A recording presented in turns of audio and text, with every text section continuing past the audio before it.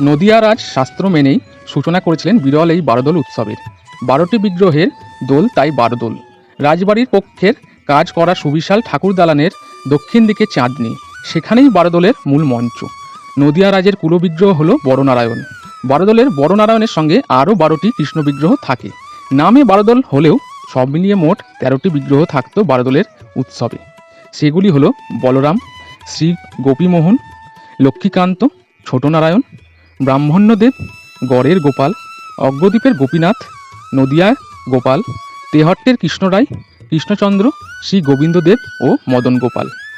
এই সব বিগ্রহের বেশিরভাগই কৃষ্ণচন্দ্র তার সুদীর্ঘ রাজত্বকালে বিভিন্ন জায়গায় যেমন বিরোহী, বহির্গাছি, তেহট্ট, সূত্রাগড়, নবদ্বীপ বা শান্তিপুরের মন্দির নির্মাণ করে স্থাপন করেছিলেন।